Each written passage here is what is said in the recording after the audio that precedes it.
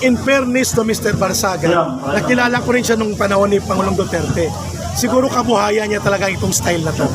Pero when you are lying, kapag nagsisinungaling ka, there will always be a method or way to uncover the truth. Kaya itong nangyari, yung kanilang pagtatagdi-tagdi ng kasinungalingan, hindi tumugma. Kaya nakita natin na talagang binayaran sila para siraan ang demokratiko at makatarungang pagkilos ng mamamayan. Yan ang dapat i-recognize ni Mr. Barsaga kung siya man ang ito. Sapagkat hindi forever kaya mong lukuhin ang mamamayan. Totohanan, sino ang magsasakripisyo ng ganito? 3 araw na, nagpupuyat. At halos, pati kami wala ng boses. Kung binayaran kaming lahat dito, di taob na ang nagbayad sa amin. Siguro may 100 million lang may ginastos dito. Maniniwala ba tayo doon? Yun ay mga basic human experience na para sabihin natin na hindi sila nagsasabi ng totoo para manatili ang kanilang marumi na laro sa politika at sirain ang mga totoong kalyadong tumulong sa kanila na maupo sa kapangyarihan. Last na lang kay Eric, aabot pa kaya tayo ito sa papuntang Malacanang?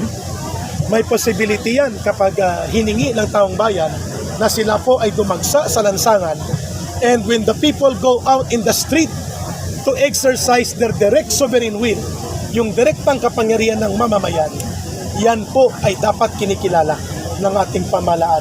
Hindi po yan pagre-rebelde. Ang tawag dyan ay direct action of sovereign will of the people. People power ba yan? Hindi natin yan pwedeng itakda na mangyayari o hindi mangyayari. Pero those are indicators of possibility na doon papunta yun. Kapag manatili ang elitista and sensitive at walang pakialam sa damdamin ng ordinaryong mamamayan na uri ng pamamahala na nararamdaman natin. At pinutol niya ang cycle of continuity ng good governance at nawawala yung decisive leadership at hindi nararamdaman yung gobyerno bilang sandigan ng mamamayan. Yun ang pwedeng mag-trigger ng mas malawak na diskontento ng mamamayan. Ano po ang ating panawagan sa sambayan ng Pilipino tungkol po sa ipinaglalaban po natin yan? Magmatyag, maging mulat, maging bukas, at maniwala tayo na ang ginagawa nating pagmumulat na ito at pagkakaisang tinig at paninindigan ay ang layunin nito para maging matatag ang ating pamahalaan, umayos ang namumuno nito, maitigil ang mga abuso sa poder at kapangyarihan, at maging maunlad at mapayapa ang Republika ng Pilipinas para mawala yung mga bulok at ganit na politikong gumagamit ng kapangyarihan para abusuhin ito sa kanilang personal na kapakinabangan. The people must intervene.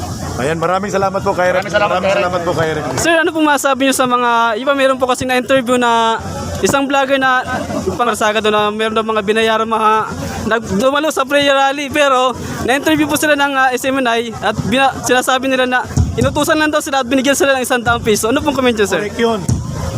In fairness to Mr. Barsaga, nakilala ko rin siya nung panahon ni Pangulong Duterte.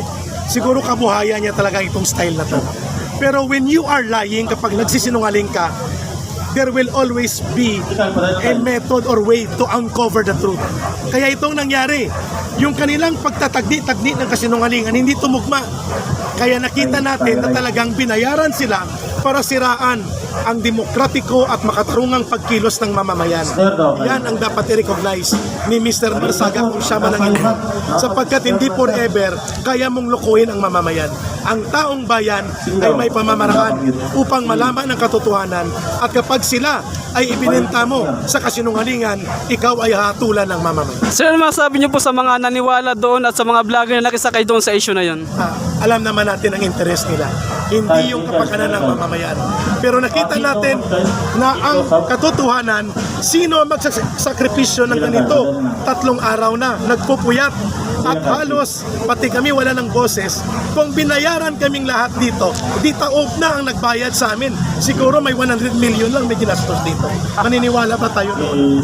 Yun ay mga basic human experience na para sabihin natin na hindi sila nagsasabi ng totoo, bagkos kwentong kutsero ang ginagamit nila. Thank you so much po, kay Eric. Thank you. Makaagaw ng atensyon para mabulabog po tayo mga kapatid, hindi po natin yan kasama. Kahit naka-uniforme pa, kahit pa magsabi na kasama natin, dinidinay po namin yan, mga magigiting at kaibigan natin ng kapulisan, nagbabantay yan sa seguridad. Hulihin niyo po yan kasi hindi po namin yan kasama. Kasi dito po, mga mapayapa at mga law-abiding citizen po kami dito.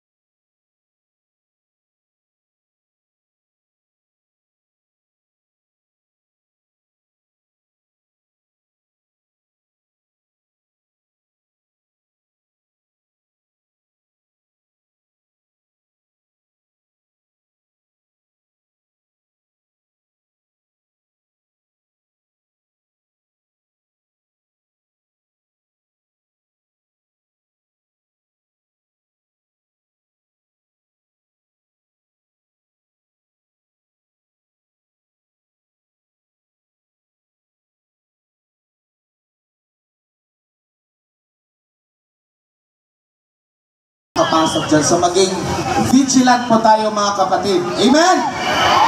Rito, napag-alaman natin na yun ay fake news. Ulitin natin. Ulitin natin. Hindi kami bayad! Mas malinaw, hindi kami bayaran. Hindi kami bayaran! Hindi kami bayaran! Hindi kami bayaran! Hindi kami bayaran! Hindi kami bayaran! Hindi kami bayaran! Hindi kami bayaran! Hindi kami bayaran! Ililinaw natin yan ha, kasi pag sinabi mong hindi bayad, baka nag-aantay tayo ng bayad. Oo nga eh. Diba? So linawin natin, hindi kami bayaran. So sa lahat ng mga nandito ngayon na binayaran kayo, maaari na kayo makaalis. Kasi hindi po ito lugar at hindi po kami nagbabayad para pumunta kayo rito. Yes! Yes! Ito po ang tunay na pulso ng taong bayan! Hindi kami bayaran! Hindi kami bayaran! Hindi kami bayaran! Hindi kami bayaran! Hindi kami bayaran!